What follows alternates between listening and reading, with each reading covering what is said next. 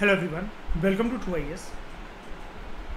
Continue करते हैं अपनी डिस्कशन को और हम बात करेंगे other major mangrove forest on the east coast. Eastern coast पे और कौन कौन से मैंग्रोव फॉरेस्ट होते हैं उसके बारे में जानते हैं। उड़ीसा में भीतरकनिका में मैंग्रोव फॉरेस्ट कवर देखने को मिलता है हमें, जो कि इंडियन सब कॉन्टिनेंट में दूसरा सबसे बड़ा मैंग्रोव कवर है। पहला कौन सा है, लार्जेस्ट कौन सा है? सुंदरबंस है ना। चलिए, एनर्जी कहाँ गई? अरे एनर्जी के साथ, ठीक है। इट हार्बर्स मतलब यहाँ पर आपको देखने को मिलेगा बहुत हाई कॉन्सेंट्रेशन में बिल्कुल यूनिक तरह की मैंग्रोव स्पीशीज़ और उन मैंग्रोव फॉरेस्ट के अंदर मिलने वाले अलग अलग प्रकार की फ्लोरा और फॉनल डाइवर्सिटी, ज़्यादातर तो फ्लोरा एंड कुछ फॉनल डाइवर्सिटी, ठीक है। अब ये बात कर रहे हैं टिपिकल मैंग्रोव स्पीशीज़ की, तो देख लेते हैं ज़रा भीतरकनिका में क्या स्पेशल है भाई। क्या ये टिपिकल हमारी नज़रों को भी समझ में आएंगे या फिर ये सिर्फ एनवायरमेंटलिस्ट और बॉटनिस्ट को ही समझ में आ सकते हैं?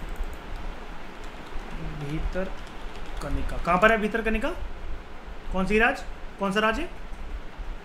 उड़ीसा, ठीक है। भीतरकनिका मैंग्रोव्स।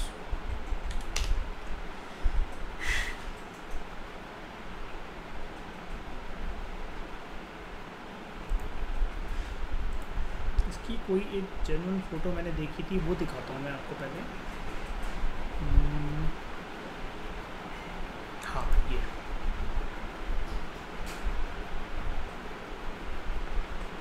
कुछ यूनिक लगा क्या?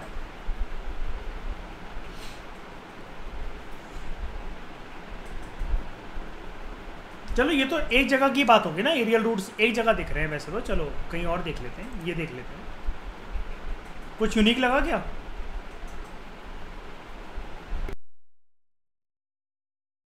बताओ। अरे सेम ही यार, सारे मैंग्रोव ही है। हाँ। वही चीज़ है कि बताओ किसकी डाल ज़्यादा तिरछी है ना। हाँ, अरे जैसे कोटा फैक्ट्री है ना, सीरीज आप लोगों ने देखी होगी शायद से। तो उसके अंदर वो कैंटीन के अंदर ना एक्वाफिना पी रहा होता है, तो कहता है बिस्लरी नहीं है, एक्वाफिना है। तो उसका दोस्त कहता है, कह रहा सारे बिस्लरी एक ही होते हैं।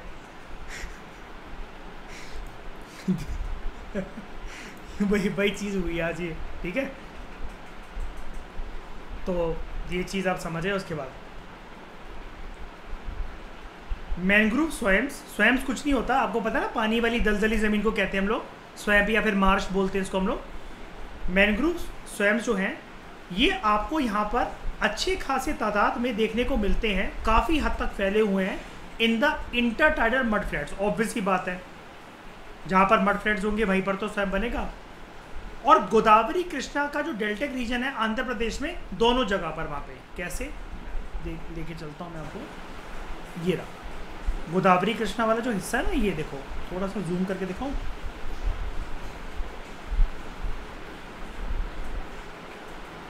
ये हो गया। मैं यहाँ पर मड फ्लैट्स बनाने जा रहा हूँ आपके सामने। ये है मड फ्लैट्स।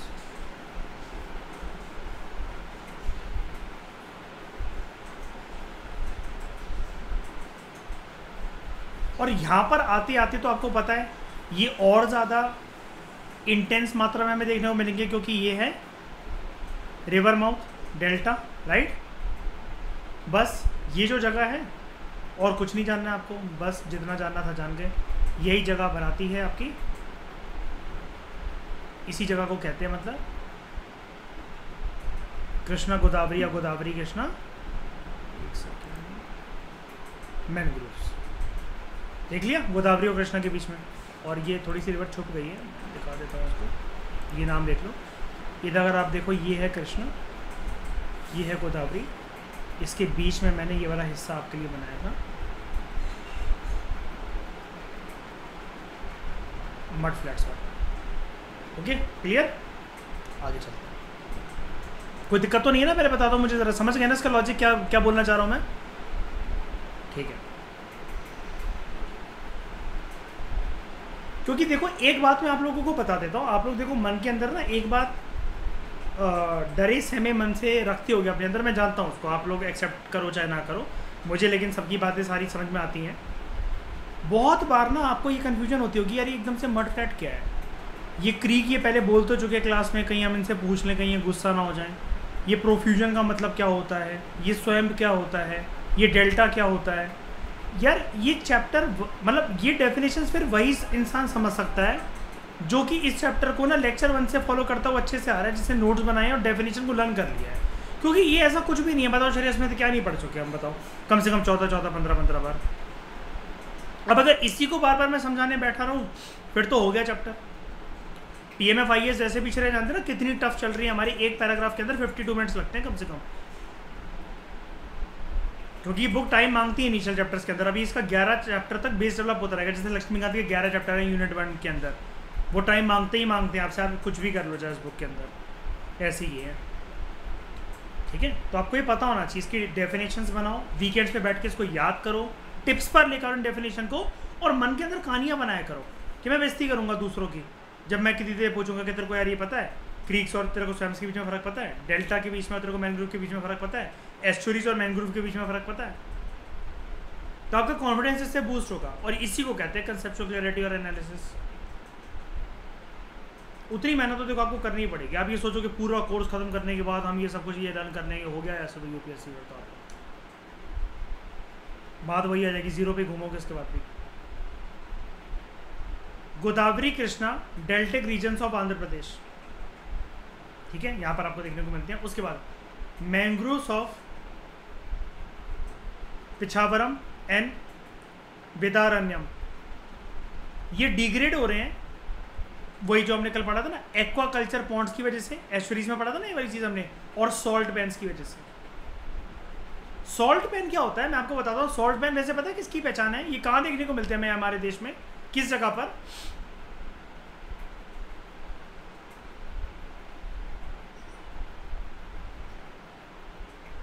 क्यों हमारे देश में? क्योंकि सबसे ज़्यादा वहाँ पर क्या बनता है, नमक, ठीक है। लेकिन उससे पहले मैं आपको ये पहले दो जगह दिखाऊं।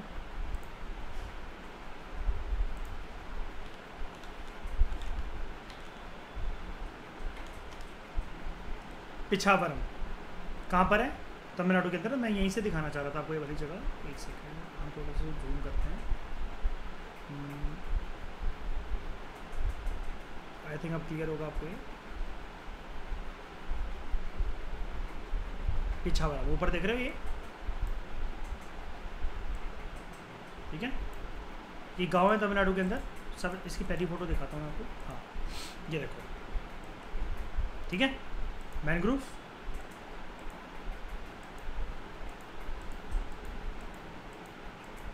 ओके, उसके बाद क्या बोला है, Vedaranyam.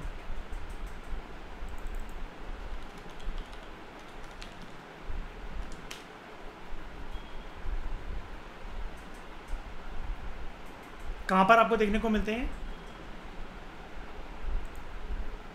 Tamil Nadu again. And mangrove तो मैनग्रोव ही है, सेम ही है, उसको दिक्कत वाली बात नहीं। यहाँ पर आपको क्या बोल रहा है, इनका डिग्रेडेशन हो रहा है एक्वा कल्चर बॉन्ड्स की वजह से, जो कि मैंने आपको दिखाए थे कल की क्लास में। हाँ भाई। अब उसके अलग अलग प्रकार हों अलग अलग राज्यों में, वो बात अलग है, लेकिन एक्वाकल्चर बॉन्ड्स यही है। ऐसे बना लो, कुछ नॉर्मल तालाबों में बाइफर्केशन कर दो कि यहाँ हम उगाएंगे श्रिम्प्स, यहाँ प्रॉन्स, यहाँ मछलियाँ, यहाँ कुछ और ऐसी चीज़ें, ठीक है। तो जो तमिलनाडु में जो होता है ना, जैसे वो इसी प्रकार के होते हैं। कैसे दिखाऊँ प्रॉपर? एक सेकेंड, ये वाले गाँव के अंदर इस प्रकार के बनते हैं वो, ठीक है। इसलिए मैं अलग से इसकी फ़ोटो दिखाना चाह रहा था आपको, ताकि आपके मन, वरना आपके मन के अंदर क्या रहता है, वो गोल वाले रहते हैं ना। प्रॉपर तरीके से एक बार दिखा दिया, उसमें भी क्या दिक्कत है अगर ऐसे हो तो। अब सब पूरे तमिलनाडु के लोग सिर्फ वो थोड़ी ना कर रहे होंगे, कुछ ऐसे भी कर रहे होंगे। छोटी छोटी बाल्टियाँ टब टाइप रख कर इन्होंने बनाया हुआ है, ठीक है, ये देखो ऐसे भी होता है।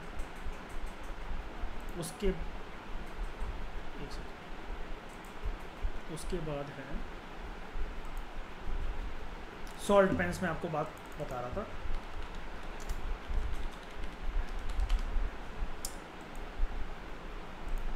सॉल्ट पेंस, ये जो दरारें ऐसी बन जाती है ना,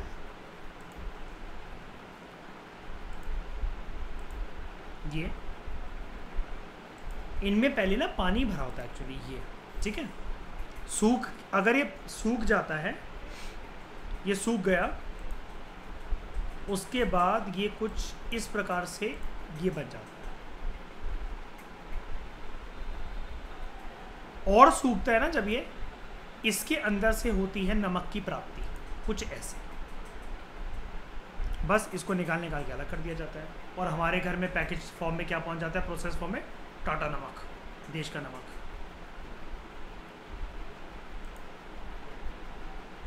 समझ गए?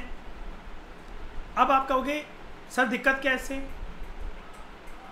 यार नमक का कारोबार जब से यहाँ पर ये होने लगा है, तो फिर आप खुद सोच के देखो, इस प्रकार के सॉल्ट पेंस अगर वहाँ पर मैंग्रोव के पास बनने लग जाए, यानी कि फिर तो ह्यूमन हैबिटेशन भी आ रहा है, बस्ती बस रही है पूरी की पूरी, है ना। फिर मैंग्रोव कहाँ रहेंगे? बर्बाद, खत्म। Mangrove forest on the west coast, east coast की बात आपने जान ली, वेस्ट कोस्ट की एनालिसिस जानते हैं।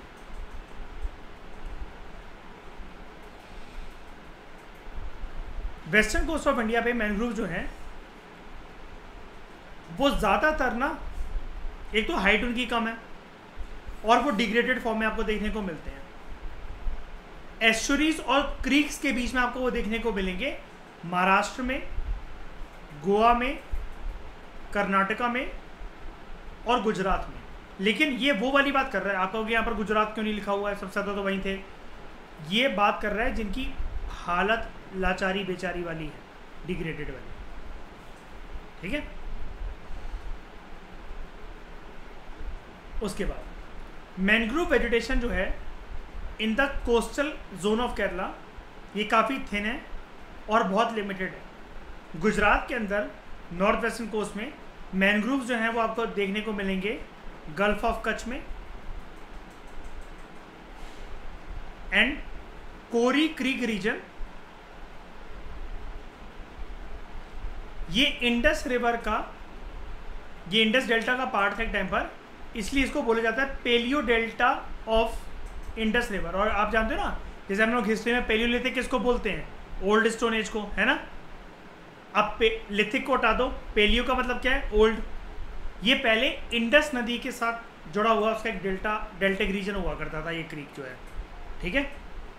और कहाँ है कोरी क्रीक आज के टाइम पे, ये रहे।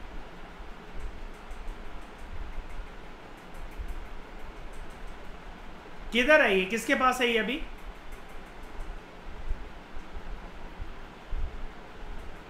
कहां पर आता है ये? कंफ्यूज मत हो, ये देखो ये है इंटरनेशनल बॉर्डर हमारा पाकिस्तान के साथ। अब बता दो, हमारे पास से आता है। और पता है क्यों पूछ रहा था ये मैं, ये कल को अगर क्वेश्चन आ गया ना करके कोरी क्रीक कहां पर है,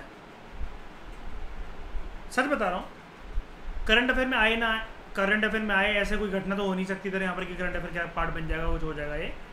लेकिन मैं आपको एक बात बताता हूँ, हमारे ज्योग्राफी वगैरह में कहीं पर भी गिवन नहीं है ये।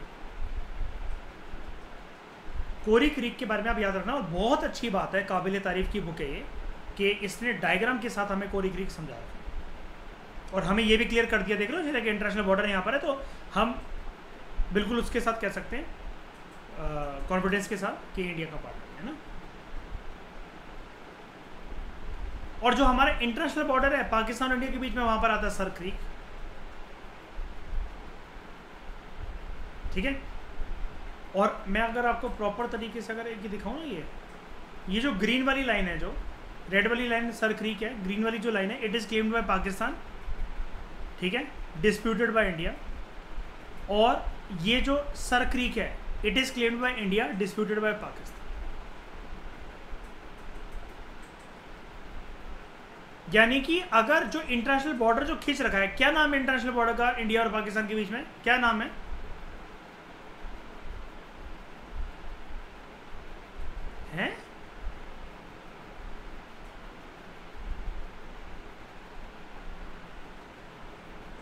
LOC, लाइन ऑफ कंट्रोल, है ना।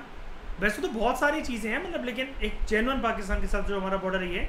अच्छा, और ये LOAC क्या होता है, या जिसको शॉर्ट में हम लोग LAC भी बोलते हैं, ये किसके साथ बॉर्डर है हमारा?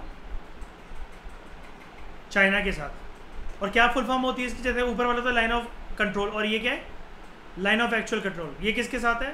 पाकिस्तान के साथ। नीचे वाला किसके साथ है? चाइना के साथ। और जो पाकिस्तान के पास जो है अभी जो है वो कौन सी है? सर क्रीक क्या पाकिस्तान के पास है कि इंडिया के पास है? हाँ, तभी तो इंडिया क्लेम कर रहा है, ठीक है। और कजहार क्रीक किसके पास है? पाकिस्तान के पास। कोरी क्रीक किसके पास है? इंडिया, ठीक है। और अगर आप लोगों को थोड़ी बहुत भी कन्फ्यूजन है, मैं उस कन्फ्यूजन को दूर करना चाहूँगा लाइव आपको कुछ चीज़ दिखाकर। सबसे पहले तो बेसिक चीज़, क्रीक का मीनिंग काफ़ी बार बता चुका हूँ। ये एक नैरो शेल्टर्ड वाटर वे होता है। आप इसको छोड़ो, इसको देख लो, स्ट्रीम और minor tributary of a river. छोटा सा एक स्ट्रीम या फिर जो वो निकलता है, इसको हम लोग क्रीक कहते हैं। मतलब कुछ एक नदी से जुड़ा हुआ, उससे अलग जा रहा एक छोटा सा पानी का जो स्रोत होता है, वो क्रीक होता है, रिवर आउटलेट बेसिकली, ठीक है। अब जैसे ये था ना,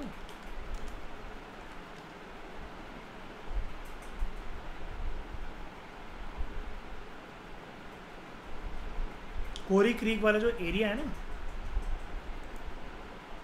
वो इधर है, रन ऑफ कच्छ के पास।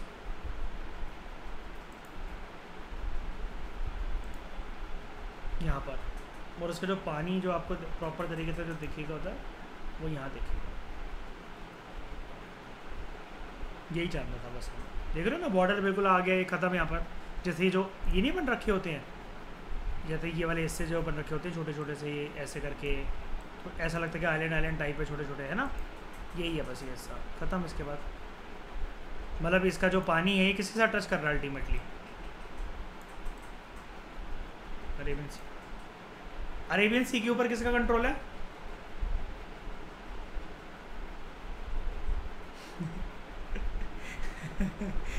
किसी का नहीं है। हाँ, सही है। थोड़ा सा इंडिया बढ़कर अपने पानी में जा सकता है, लेकिन अरेबियन सी को ये नहीं कह सकते इंडिया कि सिर्फ हमारा है, ठीक है। अच्छा, बे ऑफ बंगाल किसका है? हाँ, बे ऑफ बंगाल किसका है? नहीं नहीं नहीं, उसका काफ़ी सारा हिस्सा हमारा है। हाँ, काफ़ी सारा हिस्सा, क्योंकि उधर थोड़ा सा नॉटिकल माइल हमारा ज़्यादा, तभी तो उसका नाम है बे ऑफ बंगाल। वो अलग बात है कि म्यांमार और बांग्लादेश वगैरह भी क्लेम करता है, लेकिन मैं बेसिकली अगर साउथ एशिया के पर्सपेक्टिव से कहूँ, इंडिया का काफ़ी सारा हिस्सा वहाँ पर आता है। क्यों? क्योंकि इस प्रकार का बॉर्डर लगता है ना श्रेया उधर। ये देखो, जैसे अगर ऐसा ऐसा करो और ऐसा करके बनाओ, ये पूरा का पूरा, देख रहे हो, ये एरिया, ये एरिया, ये एरिया, ये एरिया, ये एरिया, ये एरिया, ऐसे इस, हाँ, इस वजह से बस। क्योंकि देखो ना, अगर आप, हाँ, कुछ कुछ नॉटिकल माइल को ले लो, ये नॉटिकल माइल, ये वाला, फिर इधर से बढ़ता चलेगा। ये देखिए एरो जो इस तरफ जा रहे हैं ना, हर एक रीजन के, जैसे एरो इस तरफ जा रहे हैं, और ये इतना बड़ा हिस्सा ये फैल रखा है, ये वाला, ये इस वजह से। लेकिन फिर भी जो आपने कहा वो भी एक प्रकार से किसी का नहीं है, लेकिन वो ग्लोबल कॉमन भी नहीं है। एक और बात मैं बता दूँ, अमेरिका और ये चाइना आके कल को यहाँ पर शिप तैनात कर सकते हैं क्या? यहाँ पर नहीं, ठीक है। उसके बाद डोंट वरी, जो ग्लोबल कॉमन सोर्स की डिबेट होती है, मैं धीरे धीरे करके आपको सब समझ में आ जाएगा। कोल्ड वॉर वाली सीरीज आप देखो, मैंने उसके अंदर इतना गला फाड़ फाड़ के सब कुछ बताया रखा है, और अभी तो हमारा PSI वगैरह बहुत कुछ बाकी है। आपको हर पर्सपेक्टिव आपको समझ में आ जाएगा, डोंट वरी। उसके बाद जो ये गुजरात छोड़ो, जो वेस्टर्न कोस्ट ऑफ इंडिया के मैनग्रोव्स की जो बात चल रही है, उसमें वो ये कह रहा है, they are of the scrubby type, मतलब स्क्रब्स होते हैं, श्रब्स होते हैं, छोटे हाइट के होते हैं, इसलिए ग्रोथ उनकी स्टंटेड होती है, forming narrow and discontinuous patches on soft clayey mud. जो मिट्टी होती है वो क्लेई नेचर की होती है, सॉफ्ट होती है, लेकिन उस पर मैनग्रोव्स ना, जैसे आप सुंदरबंस के बारे में लिखा हुआ था ना कि वो लार्जेस्ट चेन ऑफ मैनग्रोव्स हैं पूरे के पूरे, यहाँ पर एक सिंगल चेन नहीं है, टूटे फूटे बने हुए। जैसे मैनग्रोव थोड़ा यहाँ तक चलेगा, फिर एक ब्रेक आ गया, फिर यहाँ तक है, फिर एक ब्रेक आ गया, फिर यहाँ तक छोटा है इतना, और हाइट भी इसकी नहीं है। लेकिन अगर यही सुंदरबंस के अंदर होते ना, एक तो जड़ें इतनी ज़्यादा, ये ऐसे पूरी जॉइन, ये उसके ऊपर फिर ये ट्री, सुंदरबंस होता तो कुछ ऐसा होता, हाइट भी अच्छी होती। और सुंदरबंस क्या मतलब ईस्टर्न कोस्ट ऑफ इंडिया होता है यहाँ पर, लेकिन ऐसा हो नहीं पाता। ठीक है, जैसा कि मैं आपको गुजरात के मैनग्रोव दिखाऊँ एक बारी,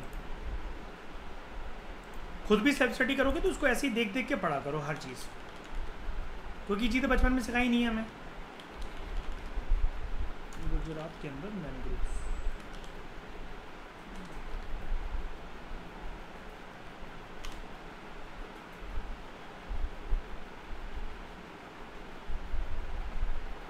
गुजरात की फॉरेस्ट डिपार्टमेंट की ओरिजिनल साइट पे लेकर जा रहा हूँ मैं आपको, उसकी इमेज दिखा रहा हूँ।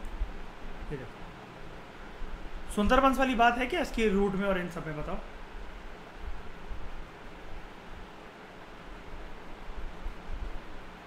नहीं है ना, है ना, ऊपर से पूरे के पूरे पेड़ बन रखे हैं, तो मैनग्रोव का है। मैनग्रोव की तो पहचान वो रूट से होती है ना, है ना। ये तो पेड़ बन रखे हैं, ऊपर से पेड़ जो नीचे से और नॉर्मल तरीके से पानी में खड़े हुए हैं। और ये देखो अगेन फॉरेस्ट डिपार्टमेंट की ओरिजिनल साइट, हाइट देख रहे हो इसकी हमारे घुटनों से भी कम की है। ये देखो छोटी छोटी घास बन रखी है बस, ये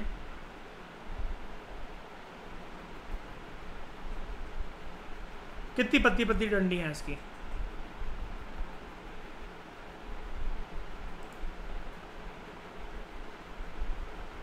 और ज़्यादातर तो वैसे आपको यहीं देखने को मिलेंगे ऐसे वाले, ये वेस्ट बंगाल के अंदर तो ऐसे होते हैं। और आपको ज़्यादातर जो गुजरात साइड में देखने को मिलेंगे ना, वो देखने को मिलेंगे आपको ये ओरिजिनल पहचान है, क्योंकि ऊपर आप साइड दिखा नहीं, ये देखो गुजरात फॉरेस्ट डिपार्टमेंट। ये ऐसा नहीं लग रहा शायद गाजर मूली की खेती चल रही जैसे मैनग्रोव के नाम पे। इसके एरियल रूट्स को भी देख लो अगर आप, ये देखो पैर रख दो तो प्राण निकल जाए इनके। तभी तो वो कह रहा था, ये पहचान देखो, ये देखना मैं मार्क कर रहा हूँ उसको, सॉफ्ट क्लेई मड दिख रही है। मतलब वो यहाँ पर पैर रखे तो कहाँ फिसलता हुआ जाए वो।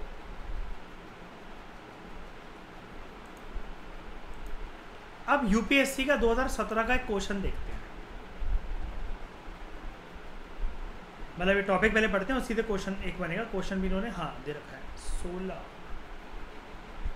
16 का क्वेश्चन, आई थिंक 17 का है। चलो ठीक है 16 का जो भी है, चलो यूपीएससी क्वेश्चन देखते हैं। खराई कैमल, टॉपर्स का जब सिलेक्शन हो जाता है ना, या जिनको टॉपर्स का सिलेक्शन क्या सॉरी इंसान को जब सिलेक्शन हो जाता है और जब उनको एक टैग दे दिया जाता है कि वो टॉपर्स हैं, तो वो कुछ भी बोलते हैं तो लोगों को लगता है हाँ ये चीज़ें वर्कआउट करती हैं। लेकिन उनकी आइडियोलॉजी के बेसिस पर जब अगले साल पर्सन फिल्म्स के अंदर बैठते तो फिल्म से होता नहीं है। विजन आईएएस के पोडियम पर ऐसे ही टॉपर जो थे वो अपने स्ट्रैटेजी बता रहे थे, तो कहते कि खराई कैमल का क्वेश्चन मैंने नाम से सॉल्व कर दिया कि खराई में कई वर्ड है खारा, और खारा का मतलब सॉल्टी, तो उसके बेसिस पर एलिमिनेट कर दिया। हिंदुस्तान का आदमी जो मन में अंदर सोचे और अगर वो वर्कआउट कर जाए तो वो अपने आप को भगवान समझता है। सेम पर्सन ने कहा कि उसी पर्सन ने कि एक क्वेश्चन आया था उसी साल एम स्ट्राइप्स का कि किससे रिलेटेड है, कौन से एनिमल से रिलेटेड है। तो कहते मैंने देखा स्ट्राइप्स तो टाइगर के ऊपर होती हैं और टाइगर जो है वो ऑप्शन के अंदर दे रखा है, तो मैंने ऐसे करके कर दिया। अब ऐसे लोगों से बोलो, अब बैठ के दिखाओ पेपर के अंदर, 2023 के पेपर के अंदर अब करो इस आइडियोलॉजी से सॉल्व क्वेश्चंस।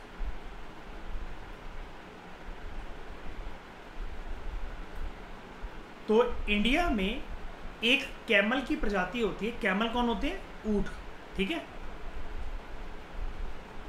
ये इंडिया के स्विमिंग कैमल्स हैं। इनका स्टेटस जो है, मतलब आईयूसीएन की स्टेटस की बात नहीं कर रहा हूं मैं, नॉर्मल जीवन में इनके चल क्या रहा है, इनकी परिस्थिति बद से बदतर होती जा रही है। They are endangered, by the destruction of mangroves in the Kutch. अब अगर कच्छ की बात आ गई तो ये कहाँ मिलते होंगे, वेस्टर्न कोस्ट पे कि ईस्टर्न कोस्ट पे? और कच्छ की बात आ गई तो कहाँ पर प्रॉपर तरीके से? गुजरात रीजन के आसपास बस, है ना। प्रॉपर तरीके से गुजरात तो नहीं कह सकते हम, गुजरात रीजन। हाँ, आप लोग अपनी जगह ठीक हो कि कच्छ रीजन जो है, रन ऑफ कच्छ गुजरात का पार्ट है। कैमल के ऊपर पाबंदी नहीं है ना कि वो मैनग्रोव में के गुजरात से महाराष्ट्र तक जाएगा या वो जाएगा, उसको आप रोकोगे थोड़ी ना, नहीं वापस लौट कर आ जाओ, तेरा एरिया नहीं है, ठीक है। 2015 से ही खराई कैमल्स जो है they are getting protection similar to the endangered species, क्योंकि इनका जीवन भी जो था वो एंडेंजर होता जा रहा था। तो जैसे एंडेंजर्ड स्पीशीज, अब ये EN वाले स्टेटस की मैं बात कर रहा हूँ, जैसा कि अभी हमने ऊपर देखा था, ये IUCN की बात हो रही है, ठीक है। वैसे इनको सिमिलर प्रोटेक्शन दे रही थी गुजरात की सरकार। खराई कैमल्स जो हैं ये मैंग्रोव के ऊपर अपने सर्वाइवल को डिपेंड करते हैं खाने के लिए। साल में 8 महीने ये मैंग्रोव के आसपास ही मिलेंगे आपको। झुंड में जाते हैं, एक जगह पर ट्रैवल करते हैं, पूरी फैमिली की फैमिली। मॉनसून के टाइम पर they swim to the mangrove islands in hordes, झुंड में, ग्रुप लेकर, फैमिली लेकर। खराई कैमल्स जो है ये प्राइमरी सोर्स ऑफ लाइवलीहुड है कच्छ रीजन में रहने वाले जाट और रबारी कम्युनिटी के लिए।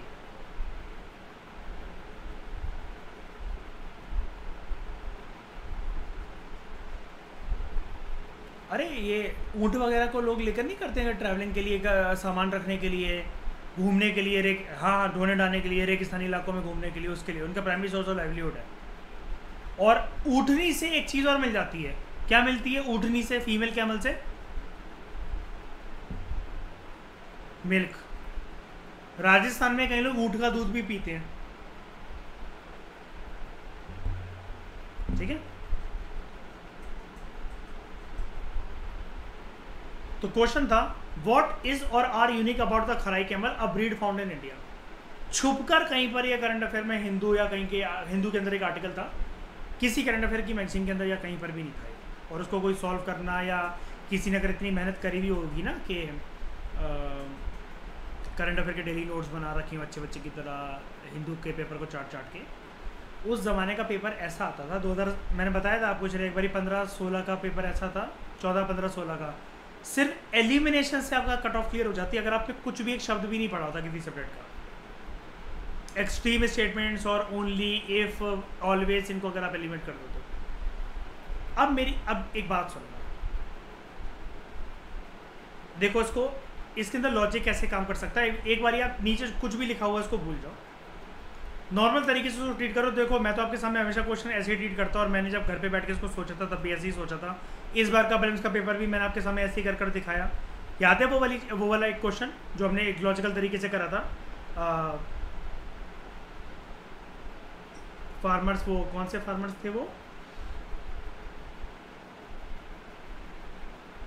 एक क्वेश्चन करा था ना हमने कि वो जिनके पास ज़मीन कम होती है और बड़े साइज़ के जो फार्मर्स हैं, तो हमने उसको लॉजिकल तरीके से कर दिया था ना, पीजेंट्स वाला जो क्वेश्चन था वो, ठीक है। अब खराई कैमल के बारे में अगर हम लोग जाने, it is capable of swimming up to 3 kilometre in sea water.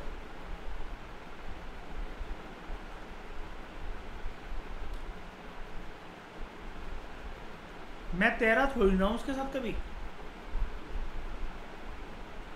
मुझे क्या पता। सोच के देखो, अगर तुम एग्जाम में अंदर बैठे हो, मोदी को पता है ये, मोदी का नाम क्यों लिया मैंने, गुजरात के CM तैरे कभी कैमल के साथ? 3 किलोमीटर तक दौड़ पाएगा, उसके बाद क्या? अच्छा सोच के देखो इसको, it is capable of swimming up to 3 kilometre in water. फिर वो 3 किलोमीटर के बाद अगर पानी की जगह पर होगा, वो अपने आप को विष्णु जी को त्याग देगा, मैं शरीर छोड़ रहा हूँ, अगले जन्म में मुझे मानव शरीर में पैदा करना, बाय बाय, क्योंकि मैं यहीं तक तैर सकता था, खत्म, टाटा बाय बाय, गया। ये क्या बकलोली है, नहीं पता मुझे इस स्टेटमेंट के बारे में। ठीक भी हो सकती है, ठीक भी हो सकती है स्टेटमेंट, मुझे नहीं पता। ये स्टेटमेंट मेरे लिए वर्क नहीं कर रही ना, मैं 3 किलोमीटर में, मुझे क्या पता यार, तैरता होगा, मुझे क्या पता। हम खुद स्विमिंग पूल में जाते हैं, मुझे खुद नहीं अपना नहीं पता होता, हमें अपना नहीं पता होता हम कितने किलोमीटर तक तैर सकते हैं, कहाँ नहीं तैर सकते। आप 1 घंटा स्विमिंग करके थक गए हो, नदी के किनारे जा रहे हो, बहुत थक गए हो, आपके पैर में दर्द हो रहा है, हाथ में दर्द हो रहा है, चूर चूर हो रहा है, बस आप कोना पकड़ना चाहते हो, बिल्कुल किनारे पे आना चाहते हो, आपके शरीर के अंदर बिल्कुल जान नहीं बची, पीछे से 2 क्रोकोडाइल को आप आते हुए देख रहे हो, दोबारा उसी फुर्ती के साथ तैरोगे जैसे एंटर करा था पानी के अंदर।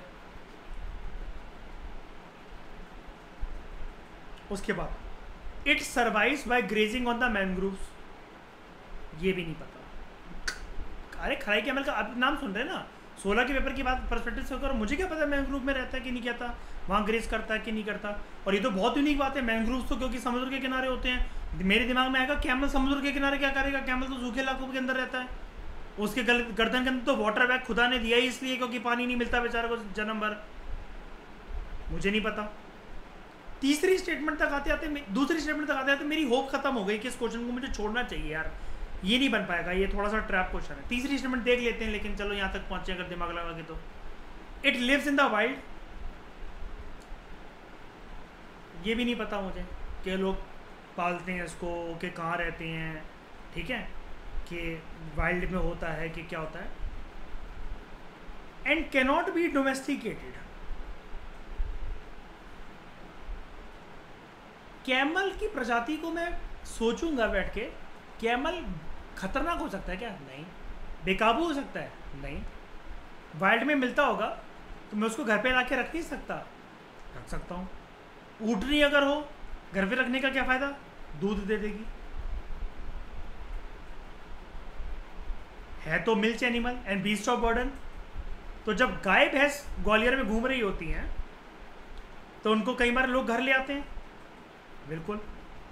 कैमल राजस्थान में होता है, कहीं पर भी होता है। देखो कैमल का दिमाग तो इस एग्जाम में इस क्वेश्चन में बैठ के एग्जाम में एग्जामिनेशन हॉल में सिर्फ यही काम कर सकता है कि राजस्थान। तो अगर ये कहीं बाहर घूम रहा है सड़क वड़क पर, it lives in the wild, रह रहा भाई सड़क वड़क पर घूम रहा है, रेगिस्तानों में घूम रहा है, कहीं पर भी घूम रहा है, इसको घर पे लाके बांध नहीं सकते? क्यों नहीं बांध सकते? बांध सकते हैं। क्या बेकाबू हो जाएगा, घोड़े की तरह बावला हो जाएगा, 2 टांगों पे खड़ा हो जाएगा? नहीं। मार डालेगा हमें? नहीं। सीधा क्लेम कर रहा है इट कैनॉट बी डोमेस्टिकेटेड। क्यों भाई, बिल्कुल करा जा सकता है, पशुपालन करा जा सकता है इसका। थर्ड को एलिमिनेट करके देखता हूं।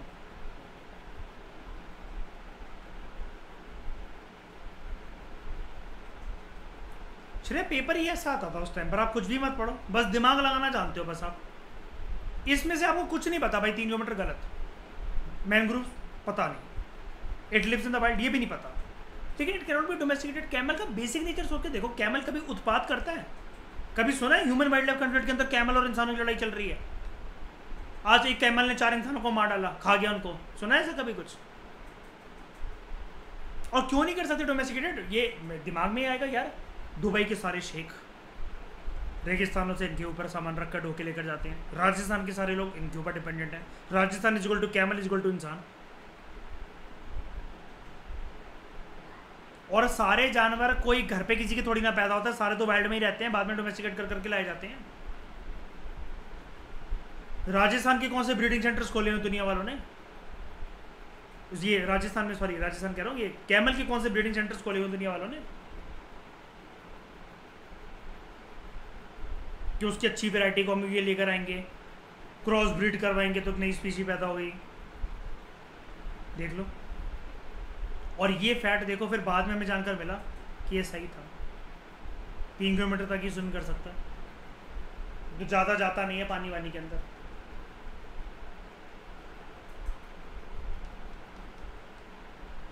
ठीक है। मलधारी जो है कच्छ रीजन के, they have developed tolerant breeds of livestock such as Kankrej, Banni buffalo and Kharai camel. ये था इसका हिंट, जो कि द हिंदू में एक लाइन आई थी।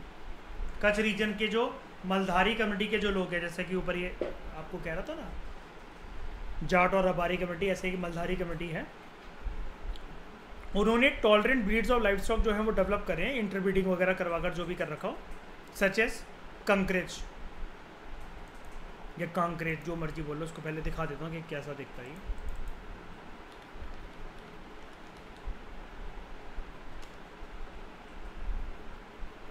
इसका सींग देखना ज़रा एक बारी ना, कहाँ गई वो फोटो? ये रही।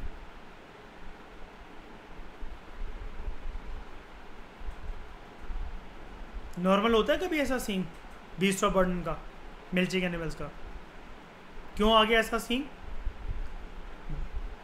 Tolerant breeds of life stock, और मतलब वो इंटरब्रीडिंग करवा कर बेसिकली करा होगा। फिर बन्नी बफेलो,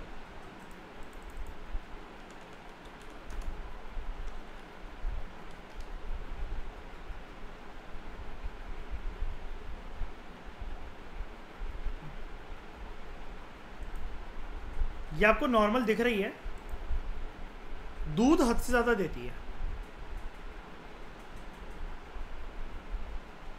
क्रॉस ब्रीडिंग से करी हुई क्योंकि बफेलो है ये, नॉर्मली दिख रही है आपको ये। फिर एक आपका है खराई कैमल,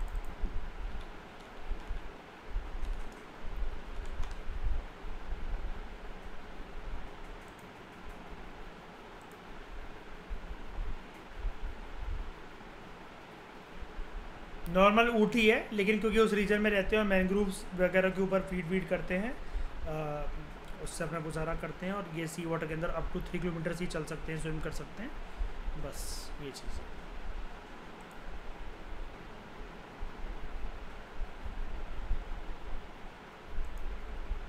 ठीक है, अच्छे से समझ में आया? बताओ। तो thank you very much for discussion.